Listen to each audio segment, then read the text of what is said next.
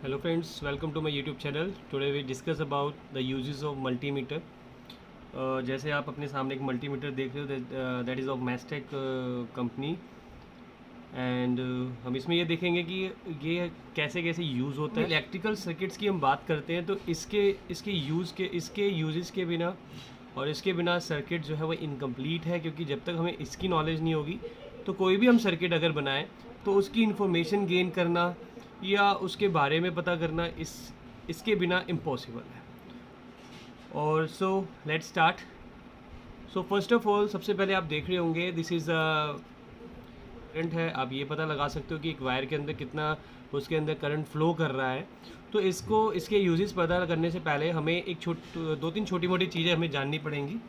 जैसे कि सबसे पहले अगर हम बात करते हैं कि एक हमारा एसी करंट होता है और एक हमारा डीसी करंट होता है। सो एसी करंट जो होता है वो हमारा अल्टरनेट करंट होता है और डीसी हमारा डायरेक्ट करंट होता है। अल्टरनेट करंट की जो रिप्रेजेंटेशन होती है हम उसको ऐसे रिप्रेजेंट करते हैं और डायरेक्ट करंट को हम स्ट्रेट लाइन से रिप्रेजेंट करते हैं। अब अगर आप बात करते हैं एसी और डीसी, जो आप 10th क्लास के अंदर आपका मैग्नेटिक चैप्टर के अंदर आप पढ़ोगे इसके बारे में। एसी करंट की अगर सोर्स की हम बात करें, हमारे घर में जो सोर्स है दैट इज़ एसी करंट, और जो बैटरी के अंदर होता है, जो बैटरी का करंट होता है वो हमारा डीसी होता है। तो ये आपको पता होना बहुत ज़रूरी है। और नेक्स्ट चीज़ आपको पता है जो हम पहले ही पढ़ चुके हैं कि ओम की यूनिट जो ओम होता है, resistance represent by this symbol and K is for 1000। This are some symbol which is used in this, so that's why मैंने आपको ये दिखाया। अब हम अगर बात करते हैं इसकी, अगर आप इसको देखते हैं सबसे पहले इसमें यहाँ पे अगर आप देखते हैं ये ऑफ़ का बटन है, this is the of, and after that ये बिल्कुल पैरेलल होता है। सामने अगर यहाँ पे ये ऑफ़ पे है तो सामने वाला भी ऑफ़ पे रहेगा। अब अगर यहाँ पे आप फर्स्ट यहाँ पे देखते हो एम्पेयर, दिस इज़ द ये आपका एक कर्व बन रहा है that is for AC current, that is the A means current. तो ये आपकी जो यूनिट है 200 और 1000, तो यानी कि 200 जब आपको करंट जो है 200 मतलब आपका जो रेंज है वो 200 एम्पेयर तक है, तो आप इसको 200 पे सेट कर सकते हैं। जब करंट बहुत ज़्यादा, जैसे हम बहुत हैवी कोई लोड हम पता लगाना चाह रहे हैं जो कि हमारे लेबोरेटरी के अंदर तो बिल्कुल भी यूज़ नहीं होगा, हम अगर सिर्फ ये एक लेबोरेटरी पर्पज़ के हिसाब से अगर हम बात करते हैं तो इसके अंदर ही हमारा सारा यूज़ हो जाएगा। And this is for the heavy uses, this is the current. तो इसमें आप करंट की रीडिंग आ जाएगी। नेक्स्ट आप देखोगे डीसी, ये सॉरी एसी वोल्टेज है आपका 750। नेक्स्ट उससे बाद अगर आप देखते हो तो उसके बाद डीसी वोल्टेज है जो कि आप बैटरीज़ की आप देख सकते हो, ये 1000 इसकी मैक्सिमम रेंज है। उसके बाद आप देखोगे जैसे कि एक आपका वाईफाई का सिग्नल होता है, ये आपका बज़र है, ये जो आपको दिखाई दे रहा है ये बज़र है, जिसकी अगर 200 है ये बज़र है, ये बज़र है। बज़र में आप जैसे कोई भी सर्किट को चेक कर सकते हो जो बजिंग करना स्टार्ट कर देगा। नेक्स्ट उसके बाद आप ओम का सिंबल देख रहे हो, ओम के अंदर इसकी जो रेंज है, तो ये आप अगर रेंज की बात करते हो तो इसकी रेंज जो है 2000 किलो तक है, यानी 2000 किलो तक ये ओम इतना रेजिस्टेंस पता लगा सकता है। नेक्स्ट आपके जो सिंबल्स हैं वो एक्सटर्नल यूनिट है, और लेबोरेटरी के अंदर हम एक्सटर्नल यूनिट बहुत ही कम यूज़ करते हैं। फॉर एग्जांपल जैसे हमें एसी के अंदर चेक करना है कितना उसका एक्सटर्नल रेजिस्टेंस कितना है, क्या है, ये सब अगर हमें पता लगाना है जो एक्सटर्नल सर्किट है, तो अब तब उसमें उस केस में तभी हम यूज़ करेंगे। नाउ अगर इसके बाद की आप देखते हो सेम ये वही यूनिट है, देखो यहाँ पे जैसे ये 220K है, यहाँ पे भी 20K है, तो बिल्कुल ये अपोजिटली सेम चलता है। जैसे फॉर एग्जांपल हम बात करते हैं दिस इज़ ऑफ, तो सामने भी of, this is 1000 and this is also 1000। सो ये आपके हो गए सारी इसकी रीडिंग्स। अब उसके बाद बात करते हैं डिजिटल डिस्प्ले होता है इसके अंदर ये डिस्प्ले है, और इस डिस्प्ले के अंदर आप रीडिंग्स देख सकते हो। अभी सबसे पहले मैं उसको ऑफ पे कर देता हूँ, उसके बाद आप यहाँ पे वायर कनेक्शन देख सकते हो। ये जो इनपुट जो होता है ये इंटरनल के लिए होता है, ये कॉमन होता है। ये कॉमन आपको ब्लैक वायर हमेशा ही लगाए रखनी पड़ेगी। जब आपको किसी भी रेजिस्टेंस का इंटरनल आपको सोर्स पता लगाना है, इंटरनल इसकी हेल्प से पता लगाना है, तो आप इसको कनेक्ट करेंगे। एक्सटर्नल जैसे आपको एसी का, समरसीवर का या किसी भी एक्सटर्नल डिवाइसेस का आप यूज़ करोगे तो आपको एक्सटर्नल वायर लगानी पड़ेगी, तो इस वायर को यहाँ से उठा के आपको इस पार्ट में लगा देना है। तो ये आपका लेबोरेटरी के अंदर इतना यूज़ नहीं होगा, हमें सिर्फ इन दोनों वायर से ही हमारा यूज़ हो जाएगा। सो नाउ अगर हम इसमें वायर कनेक्ट करते हैं,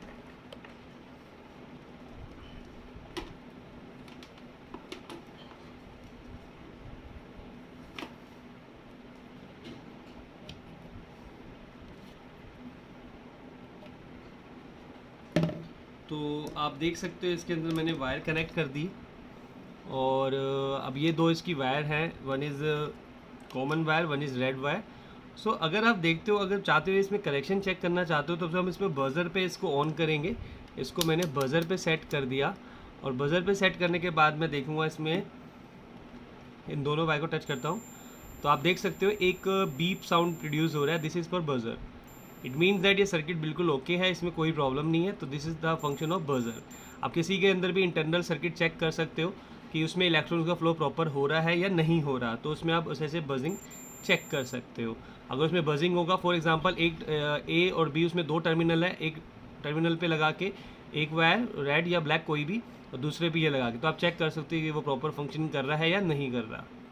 तो दैट इज। अब अगर हम बात करते हैं इसकी यूजेस की, इसके मल्टीपल यूजेस हैं, इस डिपेंड कि आप कैसे इसे यूज़ करना चाहते हो।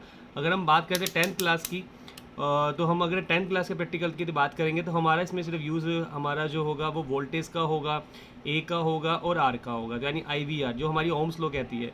तो हम इसमें अभी फ़िलहाल जो है कुछ बेसिक फंक्शन ही यूज़ करेंगे। उसके आने वाली वीडियोस में मैं इसके अंदर इसके और फंक्शन इसमें अपलोड करूँगा इसके, जो आपकी नेक्स्ट चैप्टर्स में बहुत बेनिफिशियल होंगे। सो सबसे पहले अगर हम बात करते हैं, जैसे अभी हमने अपनी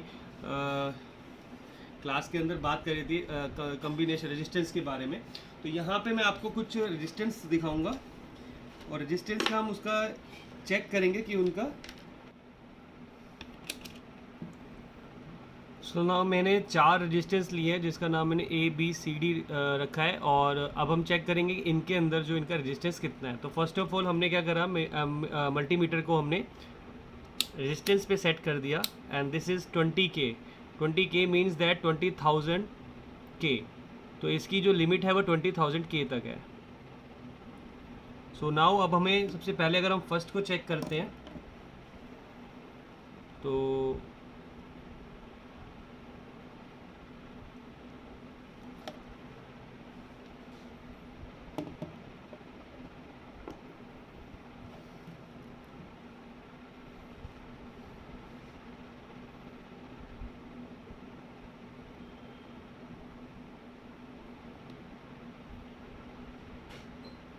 तो आपने देखा ये 0 पॉइंट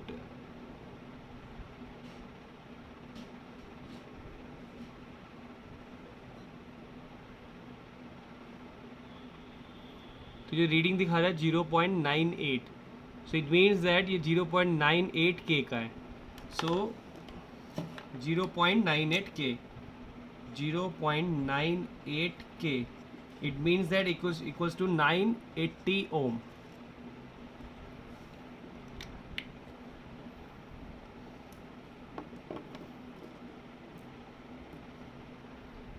नेक्स्ट भी हम देखते हैं, अगर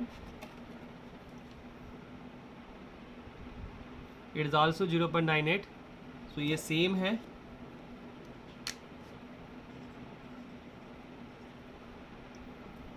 नेक्स्ट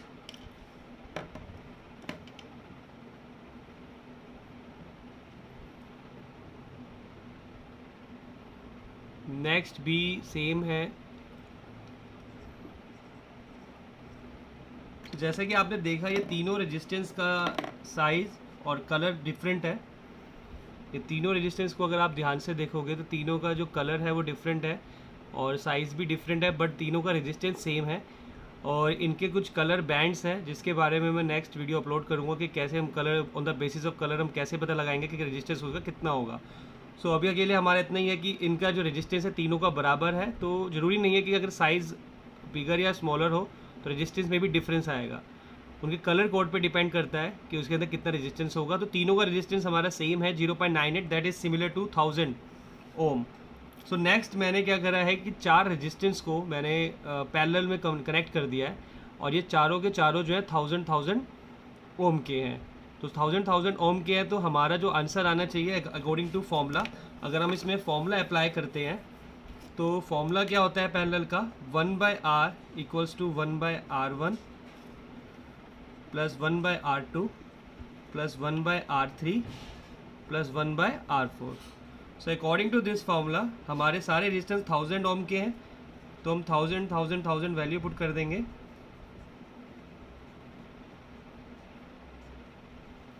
तो ये सॉल्व करने के बाद हमारा क्या आएगा 4/1000। तो R की वैल्यू कितनी आएगी आपकी 250 ओम। ये अगर हमारा 1000 होता है, वैसे हमने देखा कि 980 ओम के आसपास आ रहा है, तो आंसर जो है 240 के आसपास लेके 240 से 240 के बीच में आएगा, क्योंकि इतना एरर तो आएगा ही आएगा। अगर हम फिजिक्स पढ़ रहे हैं तो 10% 5% का एरर तो आता ही आता है। तो अब अकॉर्डिंग टू फॉर्मूला हमारा आंसर 240 250 के बीच में आना चाहिए। तो अब हम चेक करते हैं कि अगर ये 4 हमने लगाया है पैरेलल के हिसाब से रेजिस्टेंस लो हो जाना चाहिए। तो अब इसके अंदर हम चेक करते हैं इसका रेजिस्टेंस कितना होगा। तो इसमें आपको सबसे पहले एक चीज़ का ध्यान रखना पड़ेगा, इसकी वायर बहुत प्रॉपर तरीके से कनेक्ट होनी चाहिए, नहीं तो कभी कभार ऐसा होता है कि 3 का आपका रेजिस्टेंस आएगा और चौथे का नहीं आएगा। तो आपने क्या करना है, तीनों को प्रॉपर टाइटली आपको कनेक्ट करके एक कॉमन वायर बाहर निकालनी है। तो ये चीज़ का बड़ा ध्यान रखना, नहीं तो आपकी रीडिंग कभी भी सही नहीं आएगी। सो आप देख रहे हो उसके अंदर रीडिंग जो आई है 0.24। 0.24 मीन्स मल्टीप्लाई बाय 1000 यानी 240, यानी हमारा आंसर बिल्कुल एग्जैक्ट है। 980 के हिसाब से हमारा आंसर बिल्कुल एग्जैक्ट आ रहा है। तो ये एक पैरेलल कॉम्बिनेशन का प्रैक्टिकल प्रूफ था कि प्रैक्टिकली ये फॉर्मूला बिल्कुल वैलिड है और ये इसका प्रूफ भी है। तो नेक्स्ट एक सर्किटल डायग्राम से मैं आपको रिप्रेजेंट करूँगा कि एक छोटा सा मॉडल है जो रेजिस्टेंस और पैरेलल के बेसिस पे है, और मैं वो सिखाऊंगा भी आपको नेक्स्ट वीडियोस के अंदर कि वो मॉडल कैसे बनाया जाता है। तो हम एक नेक्स्ट मॉडल के थ्रू हम पैरेलल और सीरीज कॉम्बिनेशन का प्रैक्टिकली प्रूफ करेंगे। जैसा कि आप देख रहे हैं 2 सर्किट मैंने बनाई है, पहला हमने सीरीज़ और दूसरा हमने पैरेलल। तो ऊपर वाली जो सीरीज़ है मैंने उसमें 1K यानी 1000 के रेजिस्टेंस लिए। तो 1000 यानी 1K हम लिख सकते हैं। तो R1 R2 R3 तीनों बराबर है according to the formula of series combination. तो ये हमारा 3000 ओम आएगा टोटल रेजिस्टेंस, जिसको हम 3K लिख सकते हैं, 3K ओम। सो अगर हम इसको पैरेलल में लगाते हैं तो पैरेलल के लिए एक डायरेक्ट फार्मूला मैंने आपको पिछली वीडियो में भी बताया था, जो मेरी थ्योरी की इसकी क्लास थी, कि जो अगर हमारे तीनों रेजिस्टेंस बराबर होते हैं तो उसके लिए हम डायरेक्ट फार्मूला लगा सकते हैं R = R1 डिवाइड बाय 3। तो यहाँ पे हमारा टोटल हर एक रेजिस्टेंस 1000 का है, तो डिवाइड बाय 3 करेंगे तो हमारा जो आंसर आएगा इसका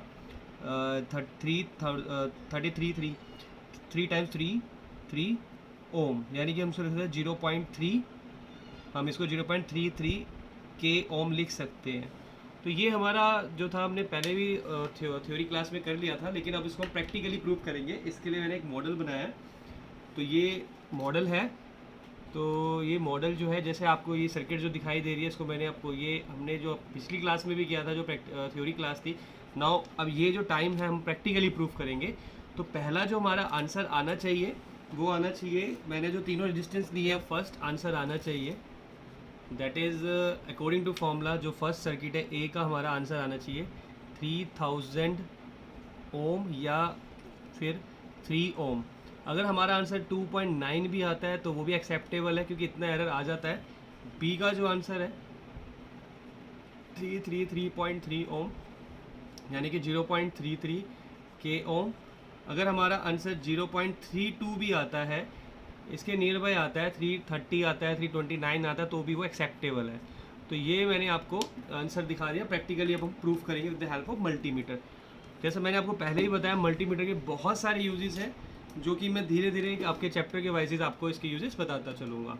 तो पहले मैंने क्या करा है, जैसे कि आप देख रहे हो तीनों के जो टर्मिनल्स मैंने जोड़ रखे हैं, मैंने दोनों वायर बाहर निकाल दी ताकि ईजिली हम इसकी रीडिंग ले पाएँ। तो आपको जो है फोकस करना है रीडिंग पे। मैंने इसको 20K पे सेट कर दिया, रेजिस्टेंस पे सेट कर दिया है। तो आपने इस पर रीडिंग्स को ऑब्जर्व करना है। तो ये देखो, जैसे मैंने एक क्लिप दोनों क्लिप्स के दोनों टर्मिनल्स पे टच कर रहा हूँ, तो आपने देखा इसकी रीडिंग जो है, पहले हमने पैरेलल वाला केस लिया है, तो पैरेलल की रीडिंग कितनी आ रही है 0.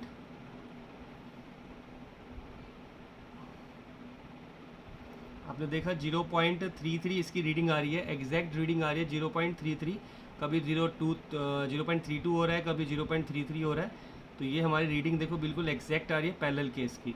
तो ये हमारा पैरेलल केस था, यानी पैरेलल केस हमारा बिल्कुल सही है। तो ये हमारा बिल्कुल सही है। नेक्स्ट हमने सीरीज़ केस देखना है। सीरीज़ केस जैसे कि आपको ये दिखाई दे रहा है, इसकी रीडिंग हमारी 2.9 के या हमारी 3000 समथिंग आनी चाहिए। जैसे इसमें के हिसाब से आता है, इसमें अगर 3 आता है तो इसका मतलब है 3000 है, और इसमें 2.9 आता है तो 900 है। तो अब जैसे देखो यहाँ पे जो टर्मिनल है हमारा, ये सीरीज़ में कनेक्ट करने के लिए एक टर्मिनल हमने यहाँ टच करा और एक हमने यहाँ टच करा। तो आप देख रहे हो जैसे कि 2.93 आ रही है, यानी कि बिल्कुल ये 2930 के आसपास है। तो कभी कभार 3 भी हो रही है। और इसमें एक चीज़ का बड़ा ध्यान रखना है कि आपका मेटल पार्ट पे टच हो, अगर वो कार्डबोर्ड पे टच होगा तो कार्डबोर्ड का रेजिस्टेंस भी ऑब्जर्व कर लेगा, तो रीड कर लेगा, जिससे कि हमारी रीडिंग गलत आएगी। देखो ये हमारी रीडिंग जो आ रही है 2.93 आ रही है, और जो मैंने आपको बताया ही था कि जो हमारी रीडिंग 3 के आसपास आनी चाहिए। तो यानी इसका मतलब ये रेजिस्टेंस का जो हमारा प्रैक्टिकल है ये हमने सक्सेसफुली कर लिया है, और ये बहुत ईजी था। और जिस बच्चे को भी अगर ऐसा कुछ लगता है कि ऐसा कोई मॉडल बनाया हो, वो आपका कमेंट बॉक्स पे कमेंट कर सकता है, ताकि मैं उसको एक्सप्लेन कर सकूं और नेक्स्ट इससे भी अच्छी वीडियो बना सकूं। तो like and subscribe my channel, और शेयर करना ना भूलें, लाइक करना ना भूलें, सब्सक्राइब करना ना भूलें, ताकि मुझे मोटिवेशन मिले और मैं नई ऐसे वीडियोस बनाता रहूं, ताकि आपका फ़ायदा हो और आपके अंदर ताकि आप प्रैक्टिकल नॉलेज गेन कर पाएँ।